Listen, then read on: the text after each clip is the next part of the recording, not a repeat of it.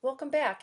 This is the beginning of Unit 6, Week 2, Lecture 4. So far in this series of Unit 6, we have come to understand what the term electron transfer means.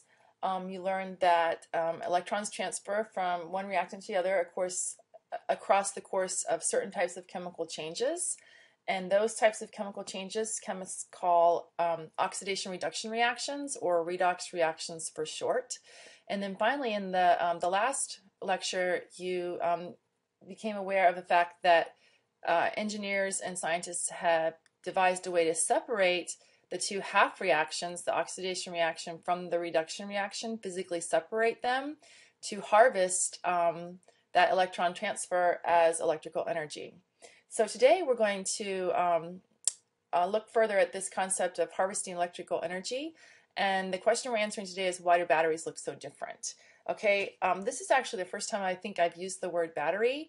So far we've been talking about cells, electrochemical cells, galvanic cells, voltaic cells. Those are all meaning the same thing. The galvanic and the voltaic cell in particular is a type of electrochemical cell in which the oxidation reduction reaction that's separated is a spontaneous reaction. Okay, it's a reaction, it's a type of a cell in which you can extract electrical energy. Okay, now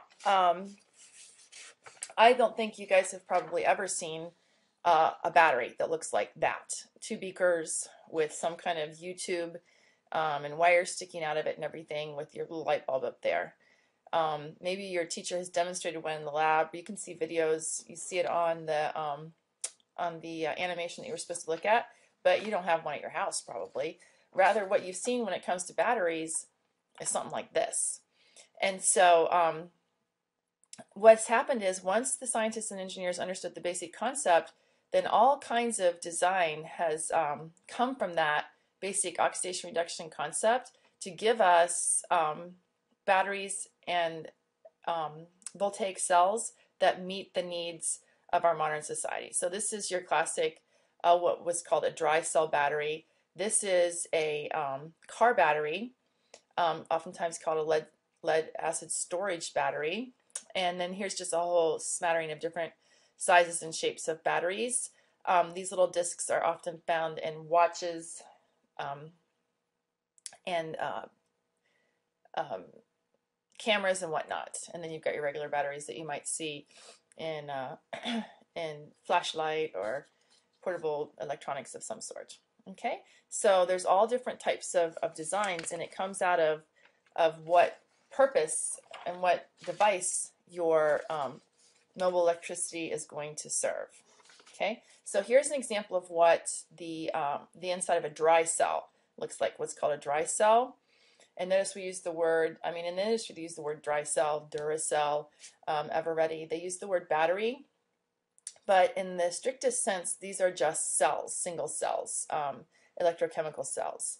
Okay, so, but what you'll find when we start going through this is some of the words are familiar to the words that we saw in the electrochemical cells that we looked at before. For example, there's an anode and a cathode for every cell. In this case, a dry cell, like a type of battery that you've probably handled before.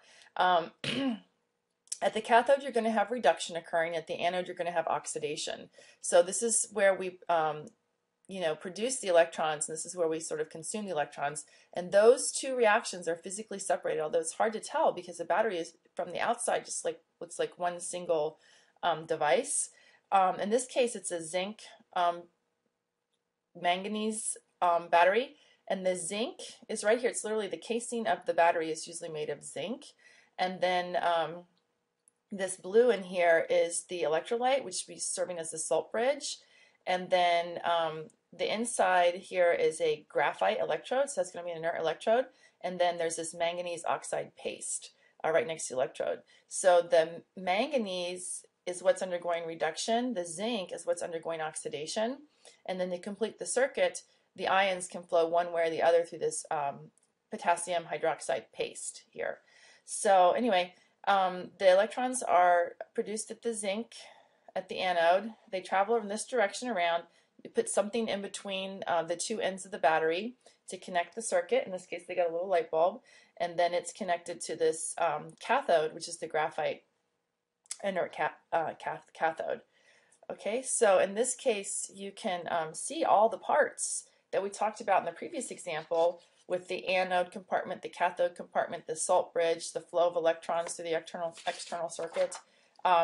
This is the same thing we have here. It's just packaged differently and engineered in such a way that you don't need solutions of water. The paste there's a little bit of water in the paste, enough such that the electrons can be mobile in both cases. Okay, and the ions can be mobile. So that's an example of how a dry cell battery and what it looks like.